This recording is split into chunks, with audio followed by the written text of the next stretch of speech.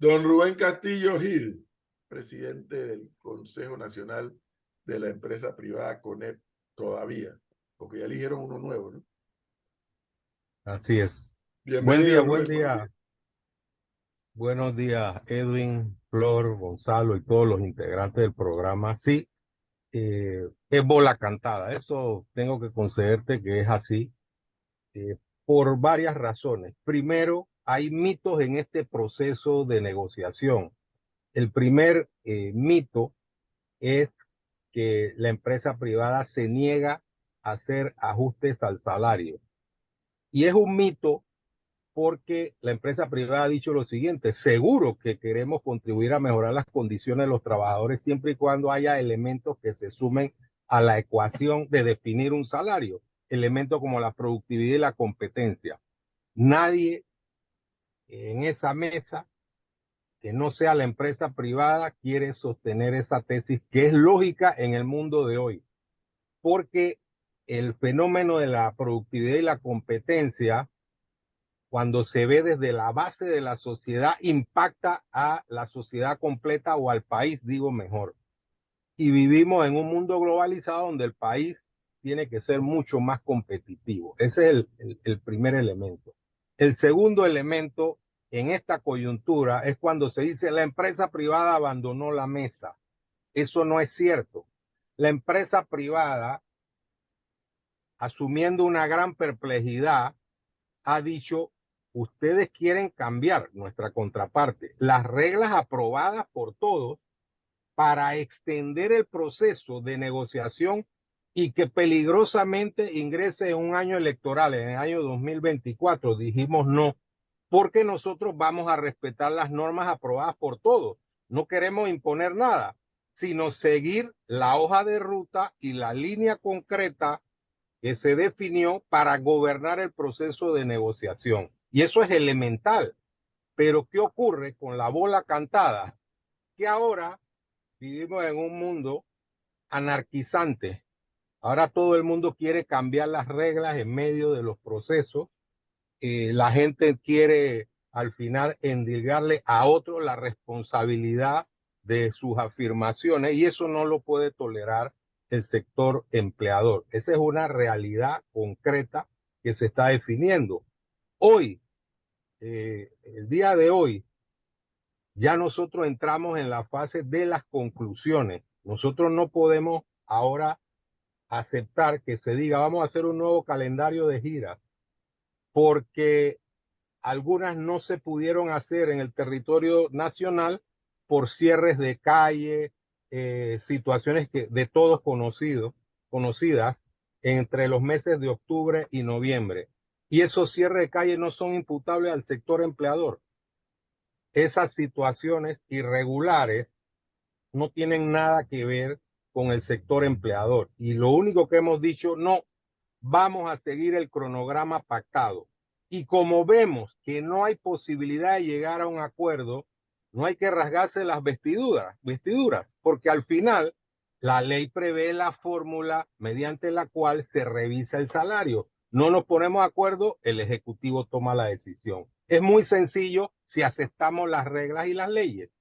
Entonces ese es el planteamiento principal o central de esta situación. Pero, a ver, me gustaría, como Rubén Castillo usualmente hace cuando nos da esta oportunidad de entrevistarlo, hacer también un punto de docencia y que nos refrescara a memoria cómo es este proceso de debate de salario mínimo, que por ley tengo entendido debe ocurrir cada 2 años. ¿Es así? Sí, cada 2 años. O sea, la comisión es permanente, es una comisión establecida en la ley, pero cada 2 años se revisa a través de una comisión tripartita, representante de los trabajadores, el gobierno a través del Ministerio de Trabajo y los empleadores. Ese proceso inicia con reuniones periódicas, giras a lo largo y ancho de la República de Panamá. Está el componente técnico, es decir, exposiciones que se hacen en relación con la situación económica y social del país. Se establece la realidad de cada una de las regiones, de las actividades. El salario se fija por hora. Si las partes no se ponen de acuerdo, entonces le toca al Ejecutivo revisar y decir que hay aumento o no hay aumento, que es otro mito, que se dice en el caso en que se fije la comisión para revisar el salario, la revisión significa aumento y no es así, pues revisión, es verificar la situación y al final decidir si hay o no hay. Ya ha habido casos en que no ha habido aumentos de salario mínimo.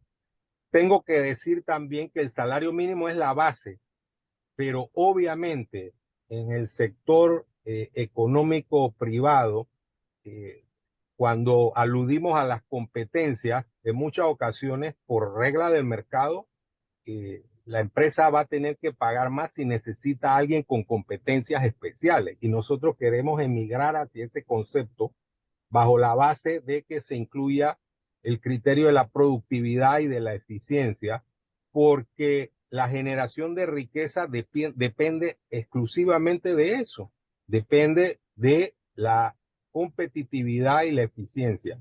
Si nosotros decimos, como señala nuestra contraparte, que hay que poner el salario mínimo en 1.000 balboas, simplemente lo que vamos a producir es desempleo y más informalidad, porque muchas empresas no van a poder asumir eso. Ha habido una escalada de situaciones irregulares y turbulentas. Desde antes de la pandemia, con la desaceleración económica, después vino la pandemia, después vino la crisis de julio de 2022 y recientemente la situación de octubre y noviembre. Y hay sectores que nunca pudieron sacar la cabeza del agua durante todo este proceso. Imaginémonos que le pongamos aumentos desmesurados al sector turismo, que ha resistido los embates de la crisis de hace mucho tiempo, o al sector agroindustrial. Y así puedo desgranar una serie de sectores y culmino con la pequeña, mediana y microempresa. O sea, creamos una hecatombe. Entonces yo creo que el concepto básico en este momento de nuestra historia es promover el empleo y tratar de abatir la informalidad, porque ahora, cuando vayamos al 2024, nos vamos a encontrar con un panorama dramático. Caja del Seguro Social, la crisis del canal, la posibilidad de perder nuestro grado de inversión, menos recursos que va a recibir el Estado producto de la situación del contrato minero. Entonces, todo ese panorama conectado debe llevarnos a enfocarnos en temas fundamentales, atraer inversiones, generar confianza, una reforma integral del Estado y mejorar la competitividad del país, mejor educación, mejor salud, desarrollo de infraestructuras básicas para la promoción de actividad económica que genere empleo. Esas son las coordenadas por las cuales se mueve el sector empleador. Rubén, ¿nos podrías recordar qué ocurrió en la mesa anterior? En la mesa anterior, el Ejecutivo definió, me refiero al último Sí, el ajuste, último encuentro, exacto. lo definió el Ejecutivo. Sí, no hubo acuerdo entre las partes. Y hoy es previsible que no va a haber acuerdo por la diferencia que existe. Hay una inflexibilidad diciendo, bueno, es que el salario mínimo debe ser de 1.000 balboas. Podemos asumir que las empresas pueden enfrentar una situación como la que se avecina en el 2024 con un salario mínimo de ese nivel. Es obvio que no. Y todos los informes técnicos que nosotros tenemos llegan a esa conclusión. Entonces ahora se dice, bueno, es que nunca la empresa privada quiere ajustar el salario mínimo. Y tampoco es cierto si nos vamos a la historia. Hay casos en que se ha llegado a acuerdos y uno toma en cuenta el tema de la inflación y otras circunstancias, las capacidades económicas de los sectores. Hay sectores que tienen fijado un salario mínimo y no pagan salario mínimo, pagan mucho más allá. El tema de los controles, que hay empresas donde no se está cumpliendo con la ley. Bueno, si nosotros somos demócratas y creemos en el Estado de Derecho, están los remedios legales, están las verificaciones que hace el Ministerio de Trabajo y nunca nos opondríamos a que quien cumple la ley la pague. Esa es una realidad. Lo que pasa que hay una fábula que dice los empresarios todos son sinvergüenza, los empresarios todos son corruptos. Entonces esta es una sociedad dentro de la cual se trata de impulsar ese criterio absurdo, porque hay una gran cantidad de empresarios, la mayoría, que tiene un interés en cumplir la ley, que todos los días se para con un sueño para tratar de resolver los problemas de sus empresas y resolver los problemas de sus trabajadores, y que actúan directamente a través de la responsabilidad social. Entonces yo sí creo en esta última etapa de mi presidencia en CONEP que nosotros tenemos que poner los puntos sobre las IES y no prestarnos para esas óperas bufas de establecer un parámetro con un severo matiz ideológico y político para que entremos en el 2024 debatiendo un tema que al final no va a tener una solución acordada porque no existe el interés de llegar a esa solución y porque existe otro interés que no es propio de esta comisión. La parte que yo todavía no logro descifrar, claro que esto es una figura heredada de la época de la dictadura de Torrijos, esta historia del salario mínimo y toda esta norma que hay, estas normas que hay. Si yo contrato a Flor Altamiranda aquí, en este programa, y le ofrezco pagarle $1, y empezamos la relación y yo le pago $1 mensual, y resulta que la competencia ve en Flor el talento que tiene y que lo puede mejorar aún más, y la competencia viene y le ofrece: Flor, si te vienes para acá, te ofrezco $5. En ese momento, yo que le pago $1 y que la competencia le está ofreciendo 5, yo tengo que decidir si igualo la oferta para que Flor no se vaya y le pago 6, o si le digo: mira, yo no te puedo pagar 5 y mejor acepta la propuesta. Entonces Flor se va para donde le hacen una mejor propuesta salarial. Ese razonamiento que yo hago es por el cual yo no entiendo el salario mínimo. Porque si yo tengo una fábrica, una planta, lo que sea, digo, yo como empleador, y tengo buenos trabajadores, yo lo que no quiero es que se vaya. Yo lo que no quiero es que se vaya. Y como no quiero que se vaya, tengo que pagar bien para que la producción sea mejor y para que no se vaya. Pero si aparece una competencia y le ofrece más, ese es el derecho que tiene el trabajador. Le voy a decir con nombre y apellido. Flor sabe perfectamente bien que esto ocurre. Y los más perjudicados son los periodistas. Rubén, aquí las dos televisoras más grandes tienen un acuerdo no escrito de no robarle, dicen, no robarle el talento del uno al otro. Nadie se roba a nadie. Se hacen mejores ofertas, eso es todo. Y los más perjudicados en ese acuerdo no escrito entre las dos televisoras son los periodistas.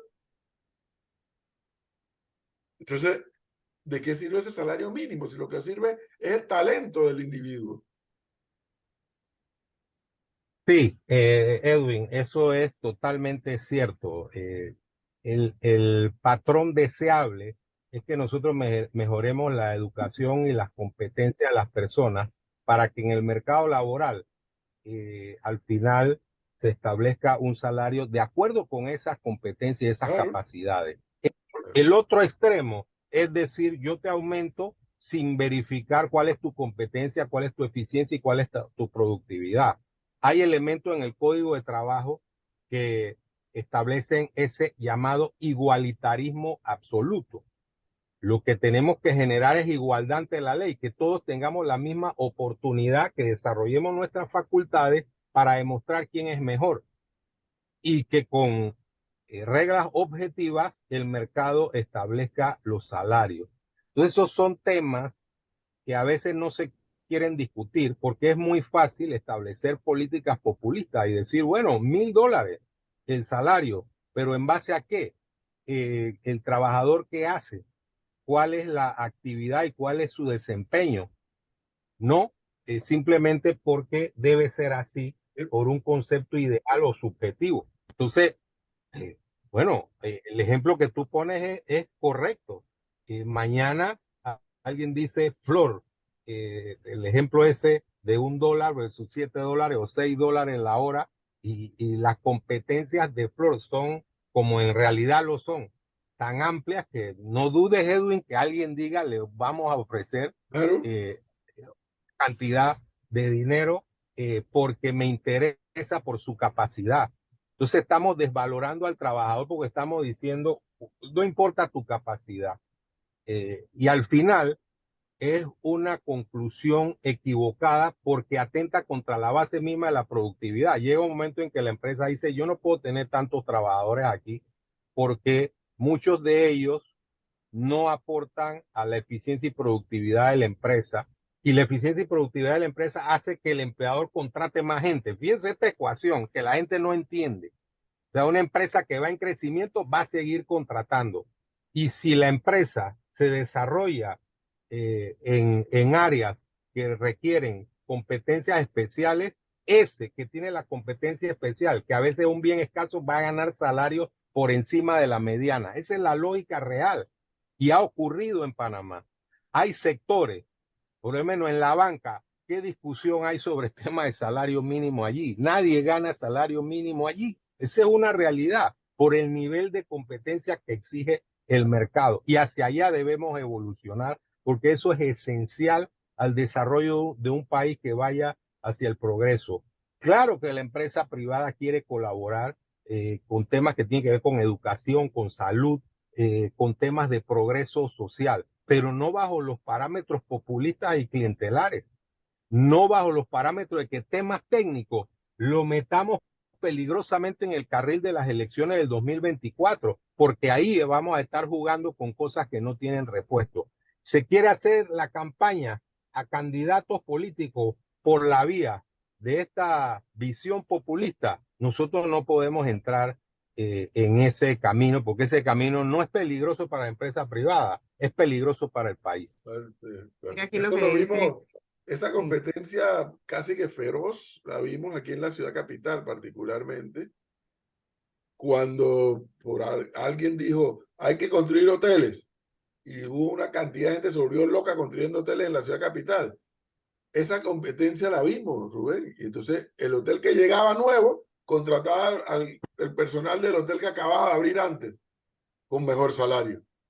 Y así sucesivamente. Y Sí, casi que no, me dijo un dueño de hoteles, que no había tiempo ni de preparar al personal y venía el otro hotel nuevo y ya te lo estaba robando. No te lo estaba robando, estaba haciendo mejor oferta Pasó salarial. con las domésticas incluso, ¿no?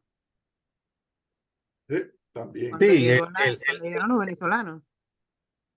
si nosotros establecemos un parámetro de competitividad y generamos un equilibrio entre educación y oferta de trabajo, nosotros vamos a ir elevando la barra de forma natural y los salarios van a incrementarse.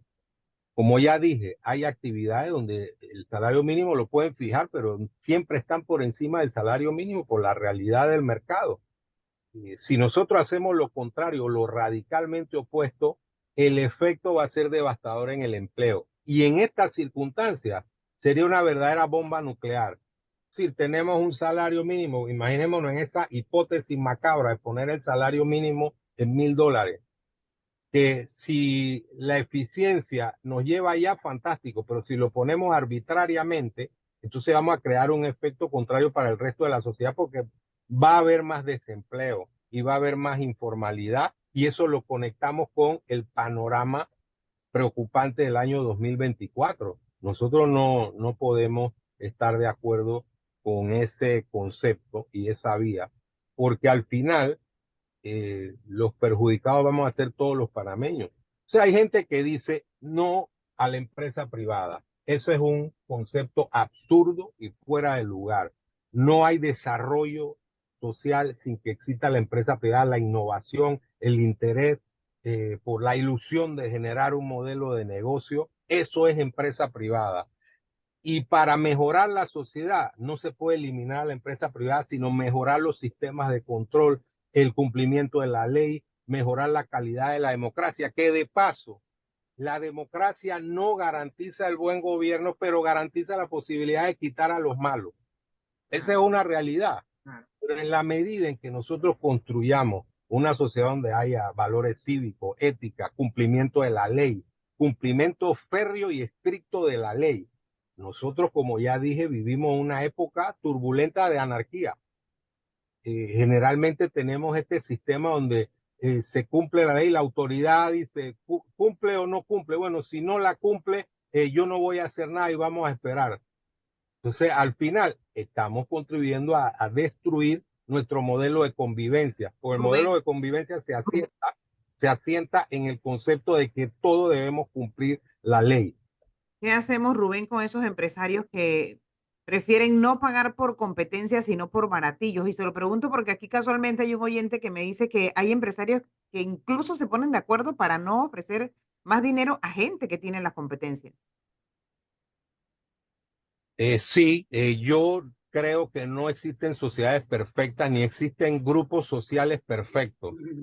Hay empresarios que no cumplen con la ley, eso es una realidad, como hay abogados malos y periodistas malos y en toda actividad hay gente que no cumple con la ley y persiste en el incumplimiento. Nosotros debemos establecer un paradigma diferente, aplicar la ley. Aquel que la incumple tiene que estar sometido a la misma y a sus consecuencias. Y en eso no tenemos ninguna divergencia. Nosotros que tenemos que, por ejemplo, romperle la columna vertebral a toda fórmula que implique delito o que lo enmascare. Tenemos que hacerlo. Tenemos que construir una sociedad abierta y libre, donde las leyes se apliquen sin atenuantes. Eso es así. Entonces, al final, hay que mejorar los sistemas de control.